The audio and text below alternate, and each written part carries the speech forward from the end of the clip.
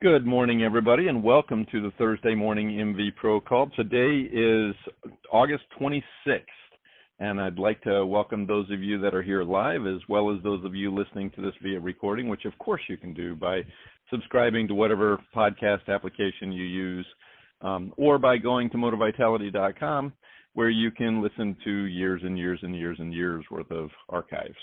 We definitely appreciate having you on live, as always, though, as part of the discussion.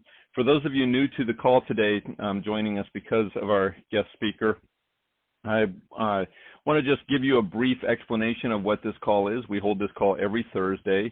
It is a gathering for water treatment professionals, regardless of your what brand or manufacturer or position is. And we talk about things that are related to the industry as a whole. We do not talk product and we don't talk company, but we hopefully talk about things that every single one of us run into every day in the home or in the field or just out and about. Normally we would start off with a little discussion on what has happened over the last week and any questions that we have. But today we are honored to have a guest speaker, continuing in the tradition of having immediate past WQA presidents on our call as a guest. DJ Shannahan, last year's WQA president, has joined us. DJ has been in the industry for just over 30 years, since 1990. Started off with portable exchange tanks way back when, and has since moved up. Now owns 4 Culligan dealerships in the Mid-Atlantic region. A couple other things of note: in addition to being past president, DJ has actually was really involved in, if you haven't read it or researched it, I know many of you on this call probably have, but the septic system study that came out, DJ was instrumental in helping that happen, which was one of the, I think one of the best studies that WQRF has done. It's been very beneficial to many of us in the field. DJ is also a Regents Award winner from WQA, and also a Key Award winner in 2008 and 2013, respectively. So, DJ, I am honored and pleased to have you on the call. I do want to remind everybody that if you have, we have a lot of people on the call today, so if you could mute yourselves, please, unless you have a question or a comment, that'd be very much appreciated. And we'll go from there. So, DJ, welcome. Thanks very much for joining us. Well, Kelly, thanks for the invite. I really appreciate it, and I appreciate you giving everybody a little bit of a rundown on my history, and I'm sure we'll get into a bit more about, what WQA has meant to me and my career in this industry. So, DJ, I like these conversations just to be a little casual, and if it's going to be like it has typically been, 30 minutes is going to just fly by, and there's so many things I want to talk to you about. But first and foremost, let's talk about your experience. I mean, you came in as president of WQA, and you've been on the board for 2 consecutive terms, right? So 6 years on the board of directors. Actually, and you came in. Go ahead. I was on the board from 2005 to 2011, so I served 2 consecutive 3-year terms. And then was going through some changes in my company. Actually left the brand that we had been with for 20 years and moved over to Culligan. And between that change, bringing in a business partner, doing some other acquisitions, it really was consuming so much of my time that I couldn't serve on the board. But once I got that behind me, came back on the board in 2017 and then went to the Board of Governors and through the process. So not necessarily through the order they always do, but through the process anyhow to become president. Yeah, that salary you get as a board of director for WQA just doesn't quite cover it, does it? It really doesn't. It's a volunteer organization, So, so what in that time, DJ, prepared you for leading the association during a zombie apocalypse? Well, it's kind of funny. We were at one of the things that the Board of Governors gets to do. One of the fun things that we get to do is every year we do a retreat, and it's a working retreat, but we go someplace nice. We've been to Cabo, we've been to Mexico, and we were planning on going to Key West during my year. That was the place I had chosen, but we always do some level of roast of the immediate past president.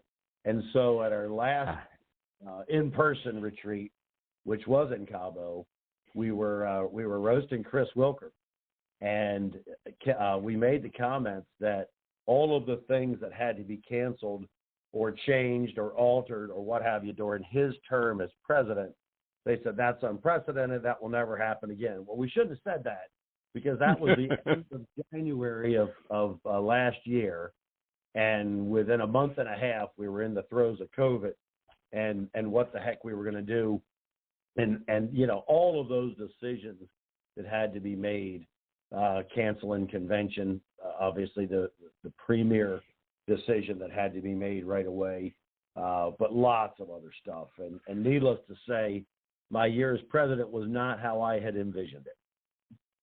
Yeah, so we had done our first virtual leadership conference. So that was mid-year, and they had canceled, and I had done a virtual meeting because of the hurricane coming through. So right. That was like a dry run for what you were going to have do. So how do you think it went? I mean, how do you think that has changed the Water Quality Association or the industry in general? What will last? What changed? What's the biggest change, and what will remain, long after we go back to normal? I would say, from the membership perspective, I think that WQA did a really fantastic job of helping prepare us for the decisions that we have to make as business owners. I mean, I could tell you, for my company personally, I stayed in touch with the WQA guidance on a daily basis, and then we put together our own phase out of business and phase back into business. We put a 4-phase process in place based on guidance that we were getting from WQA and, the CDC and World Health Organization, but primarily WQA guidance. And that allowed us to try and have certain milestones where we would say, when this happens, we're going to move to phase 2. When this happens, we're going to move to phase 3, and so forth. And so, try and do the business that's the most absolutely essential, but understand when there's a lot of unknowns, maybe we don't do some of the things we might normally do, primarily in-home presentations for customers or potential customers that we don't know, and we don't know what the risks are. That was something that we took very seriously. But I think WQA did a really great job helping educate our members on what we needed to know so that we could be prepared to make these decisions. And obviously, one of the immediate things that happened was being deemed essential by the director of the EPA. Now, just think about this. Yeah. Just a few years ago, the EPA had no idea who the Water Quality Association was, or that our industry even really existed. But all of a sudden, we've got Director Wheeler, who not only knows who we are and actually spoke virtually at our convention, but that he actually deemed us as essential, named us specifically. And then we had the write-up that followed immediately, same day, from WQA with the quotes from Director Wheeler.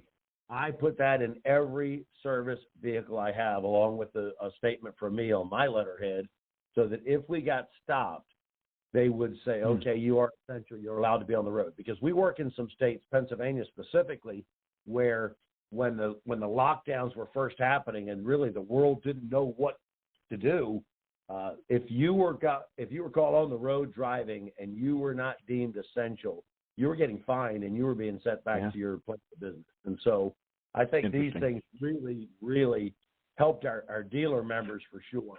I know they helped my dealership. So, we got to give a shout out to Dave Loveday, who sadly is no longer with us.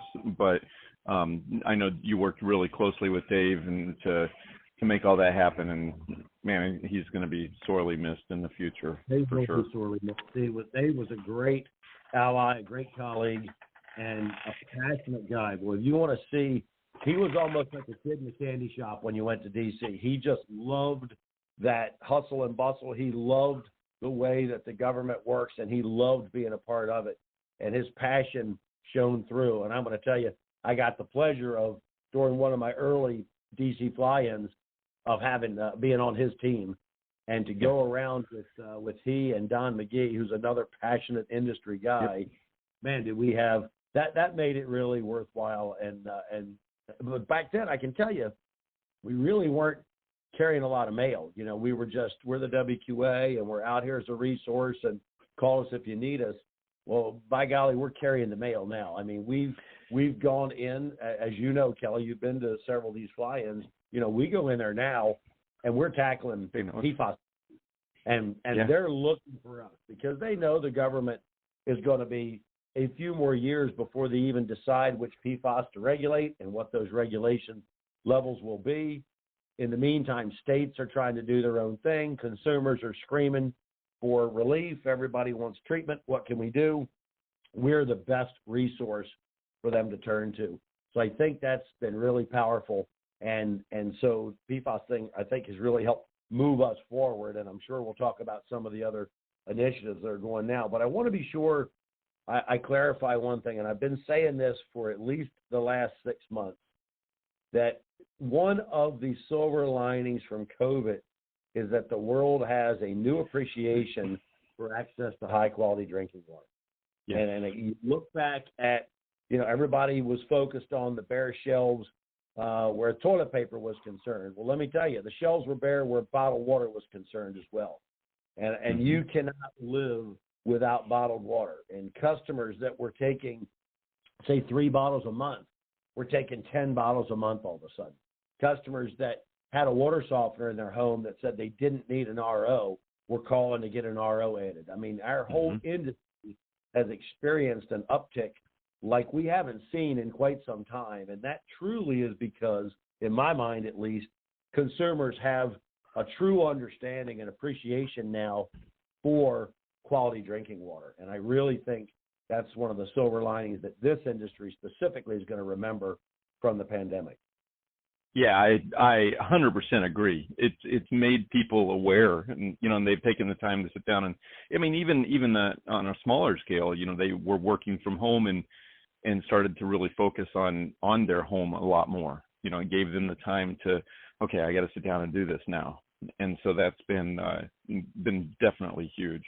As we've seen I mean, the home improvement industry, for sure, you know, 40% tick in sales from huge, you know, mega retailers like Home Depot and Lowe's. Yeah.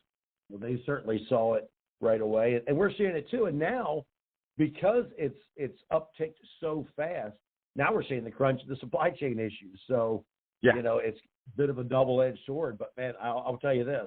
I'd rather have the problem we're having today, sales are booming, and I'm having trouble getting product, then what am I going to do to pay my bills this month? Yeah. Hey, DJ, I'm curious, you know, you mentioned the Home Depot and stuff like that. I know when I first came in the industry, that was, you know, the box stores were the big, you know, everybody, how do you sell against the box stores? And then as the internet became, people were doing a lot more online shopping. It's been really interesting to see the changes in this industry over the last, you know, 20 to 30 years. I'm 23. I think you got a few more years in the industry than me, but I'm 23 years in now. So, it's been really interesting. Where do you, and I didn't prepare you for this question at all. So if you're not prepared to answer or talk about it, I completely understand, and we'll move on to something else. But I'm curious about your opinion of where the direction of the industry is going. You know, we're seeing a lot of the, you know, Franklin Electric coming in, A.O. Smith coming in.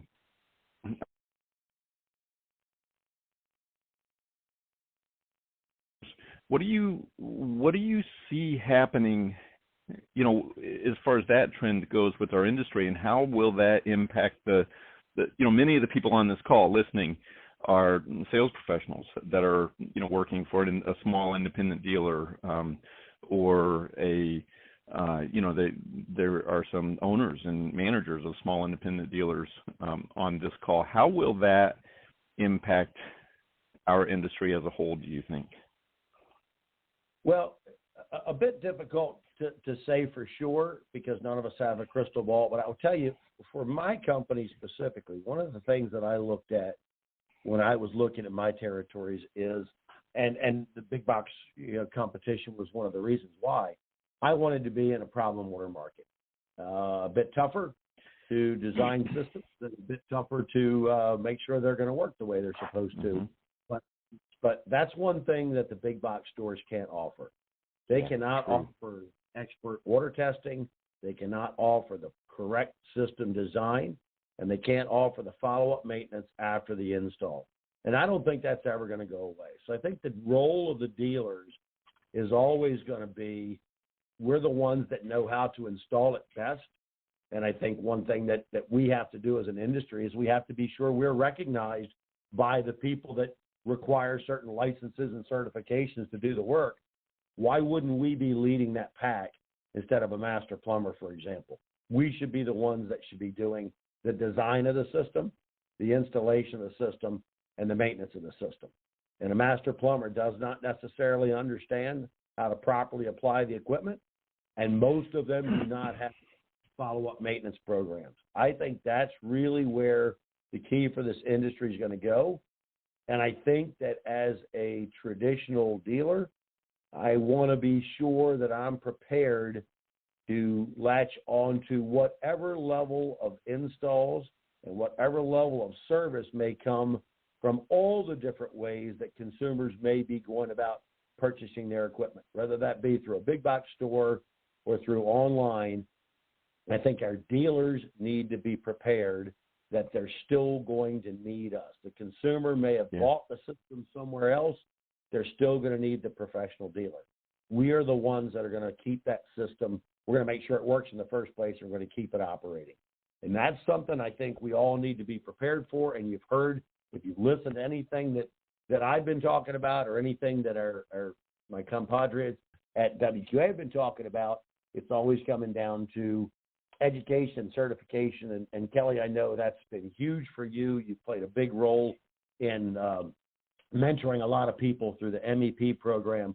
I can't tell you how critical this is going to be for our members when initiatives like California Safer are passed into law, when initiatives like the Clean Water for All program are passed into law, and they're going to require some level of license or certification to sell, install, and maintain this equipment. And we don't have enough certified professionals in this industry to be able to be prepared for the demand that's coming. And I would hate to see people like the plumbers get the lion's share of this work that our industry works so hard to try and bring forth. So I can't stress it enough. If you don't have a certification or you don't have a license to do the work where you are, please go to WQA and get certified. We're working on trying to make the MEP a bit more streamlined. We're working on ways to make it a bit easier to get through and maybe a little less time consuming. All of that's part of the new strategic plan that's being developed right now. But I can't urge you enough. If you're not certified, you really need to get certified. And there's no better place to go to learn what we do than the MEP program that's offered through the Water Quality Association. New live course being taught by Moti-Vitality on October 7th. If you're interested, please join the website. So take a moment there to plug a little certification. So space is limited. I think we need to do that because we've got to keep pushing this forward. Just to tell you, the biggest fear, the leaders of the association and the leaders of the industry that are going to Washington, D.C., writing this legislation and writing these rebate programs and things like that, like Clean Water for All, that's their biggest fear. They know that our manufacturers have the products that are third-party certified that will meet the needs of the consumer. We don't have the confidence that we have the number of certified professionals out there to do the work. And when you compare that to the hundreds of thousands, probably millions of plumbers that are out there, and then you go look, okay, so I'm a senator and this is my state. How many certified individuals do you have? And we run the list and we have 4 people in the entire state. That's not going to bode well for us. So we need to be better prepared. And it's one of my biggest challenges, DJ, kind of on that same thread, is there's always been a disconnect, I felt, between the manufacturers and even the salespeople that are bringing the product to market. So you have, when we go to DC, which I agree with you. It's amazing the difference in the last couple years versus the first couple that I went, where you saw just the reception. They're so much more aware. I couldn't agree with you more on that. It's such a great time. I encourage everybody to go when we start going again live. But I think there's been a challenge between, the engineers, the people in that make the stuff and do the R&D, and the manufacturers, and then the salespeople, the people on the street, out there supposedly educating the customers. I mean, traditionally for years and years and years, it was just, here's a script, go do the script and sell stuff. And it's becoming more and more important, I think, for sales professionals or even internal personnel within the organization to at least have some knowledge of how this stuff works. It can't just be a script and a magic show anymore. Not if we're going to raise the credibility of the industry as a whole and get the attention of the people that are passing laws that directly affect what we do for a living. Would you agree with that? Absolutely, because here's what I would say. When I first came into this industry, we were largely more of an aesthetics kind of association. We focused on secondary drinking water contaminants. In my market, iron is the primary driver. Well, iron's a secondary drinking water contaminant. You can drink all the water, all the iron you want. It's not going to hurt you. And there's several other things that are secondary drinking water contaminants, hardness and manganese and things like that we treat and we've spent a lot of time focusing on, but they're not the health effects. They're not the primary drinking water standards. When we start moving over into things like arsenic and lead and nitrates and PFAS, people's lives are at stake. We have to know how to apply the proper product given the water conditions coming into the home, and we have to be sure we know how to maintain it.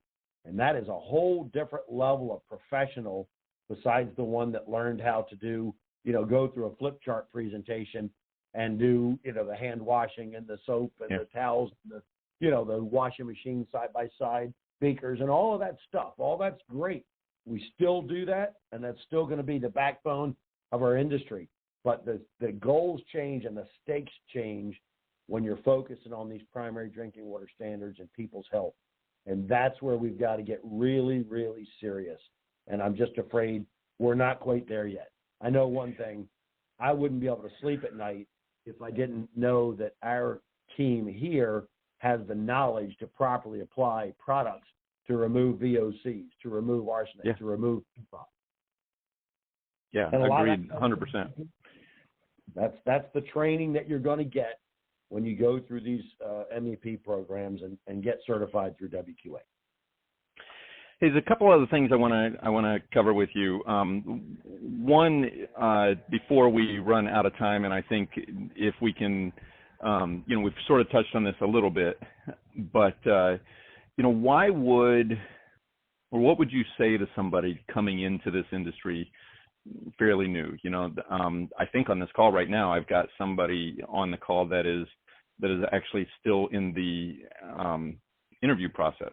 That somebody, I'm not sure if they made it on here or not, but somebody that we are actually considering bringing on for a dealer. What would you say to somebody that had only recently come into the industry or was considering coming into this industry? Why would they get involved with WQA? at that level. And what advice would you give somebody coming into the industry brand new? I would say this, first of all, I think the industry itself, our future is brighter than ever, and we provide a very valuable service to consumers. They need a professional advocate who understands that we're talking about improving the quality of their lives through better water. And that has to be our mission. And the WQA is the association that's going to help us follow through on that mission. And to that end, when I say our future is brighter than ever, we just talked about a couple of initiatives that are legislation that will specifically name point of use and point of entry devices as approved technologies to handle certain problems. But the other thing, think about the excitement around the new headquarters for WQA. And if you haven't seen any of the pictures yet, if you're planning on coming to the Mid-Year Leadership Conference next month, there's actually going to be, you can sign up for a tour at the grand opening for the new headquarters. And this really positions us as the leader. I can tell you, I had the opportunity to go to the American Waterworks Association's headquarters in Denver, Colorado. And when you walk in there is no question that AWWA is the big pipe leader. When it comes to municipally supplied water, 80% of that water in this country is supplied by AWWA members. These are the big guys. And you walk in and you sit in that boardroom and you go, oh my God, these are the big players here. How do we get like them? Well, let me tell you, when you come and see what we've built at WQA, you're going to be just as impressed. And when AWWA now comes to see us, they're going to realize we're a real player in this industry. And so that's part of the new strategic plan, in fact, for our industry to move forward, is to better align ourselves with associated industries like AWWA, like the well drillers, like the plumbers, to verify and understand that we're all in this together. Protecting the public health is paramount to what we do. And that's a whole lot different than being thought of as the water softener guys. If our new strategic plan plays out the way we think it's going to, we will be the drinking water professionals, not the water softener guys. We will be focusing on the health effects of treating people's water and not the aesthetic impacts that we can have. And I think all of that bodes very well, because those are the things that consumers, they may want a water softener, but they may need a treatment system for PFAS or for arsenic or for nitrates. And that's where we've got to get prepared. So in my mind, our future is brighter than ever. I couldn't agree more. And to that end, I know one of the focuses for WQA has been in bringing young people into the industry, because I think a couple years ago at mid-year, somebody referred to it as the silver tsunami, where you look around and everybody that has experience or knows anything. Go ahead. Dr. Lauren DiCello nailed us with silver tsunamis, and you're right. And to that end, that's really why I created the LEAD program, because we don't do a very good job, in my opinion, of looking for our next level of leaders. In fact, I had a bunch of people ask me, how do you become WQA president? How did you get on the board of directors? The path really wasn't very clear for that. So, I spent most of my year as president describing what that path is, and understanding that, you've got to get on a committee or a section or an advisory council and become an active member, and then, potentially vice chair, and then chair one of those. And when you do that, we recognize that you're serious about this industry and you're passionate about this industry like we are, and then your name could be considered for what may be down the road for you. So the LEAD program, which is the Leadership Engagement and Development Program, we created during my year as president so we could take these young people who have shown a passion for the industry, pair them up with a mentor who is a current board of director, and share with them more about the path forward to leadership. And I can tell you, very proud that we had 10 mentees during our first year. I had 2 of them myself that I mentored. And we have some very good names that are now atop the list of candidates that we will consider when the nominating committee meets to see who the next board of director candidates are. So that's a great program. And Kelly, I know you're invited in, I believe. Yeah, it's official. I am part of that program, and I appreciate you calling me one of the young people coming into it. Silver tsunami dude here. You're still learning. Yeah, I know. When I look around at 50 and I'm the youngest guy in the room, I'm like, okay, we got to do something about this. DJ, our time is up, but if you can give me 5 more minutes, typically we try and end it right at 30 minutes, but do you have 5 more minutes for one more question? Sure. Okay. I'm always curious about the changes that that you've seen. What has surprised you most in the industry in your time? You came in kind of fresh in the industry, 30 years ago, and you've worked your way up through different levels of the industry. But what has been the biggest surprise? What has caught you by surprise in terms of changes with the industry? Well, I try not to get caught by surprise on too many things, which is one of the reasons why I stay as in tune with the WQA as I can be. But I will tell you my story on how I got really active in WQA was something that caught us by surprise. In the state of Delaware, oh, God, I don't know, this was 2008, 2009. No, 98, 99, that time frame. There was some legislation that was getting ready to be introduced on the Senate floor in Delaware that was going to make it virtually impossible for any water treatment dealer to do an in-home water presentation.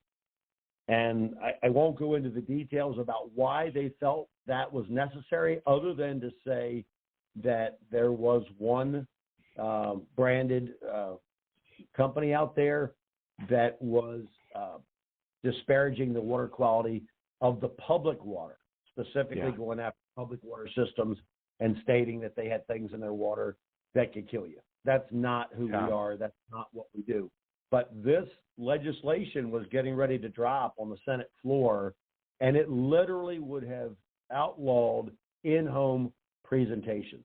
Well, I think everybody on this call can imagine what that would do to you if you can't go in-home and sit down across the kitchen table and test the water and do your presentation and build the value in our products. Sales would have tanked. And so I had no idea what to do. I reached out to WQA, and WQA immediately that day got on the phone to the senator that was sponsoring the bill, got us a meeting that day with that senator, had WQA representation in the room, along with myself and a couple other dealers that worked in the state of Delaware. And then the next day, I actually spoke on the Senate floor about our products and what we do and what the ethical dealers in this industry do. And by the way, plug for our code of ethics. If you are not willing to follow the code of ethics of the Water Quality Association, you can't be in this association. Yeah. Period. Yes. We have a zero tolerance policy for ethics violations. So we wanted to share with them what ethical dealers actually do in the home and how we educate the consumer and how we pair the right products with the problems that we find. And so that changed that legislation drastically. And all we had to do was make sure we had a badge on that identified who we were and what company we worked for, so that we didn't try and pull the wool over their eyes and say we're with the water company or with the water utility specifically. And the other thing we had to do was, if we were testing a public water supply, we had to back up our field test results with a lab test. So, but that allowed us to continue to work in homes, and that was something that would have been taken away from us. And that one, like I say, that snuck up on us. We had less than 2 days to react, but we got the legislation changed to something that works for our folks, and it was WQA at the forefront making that happen.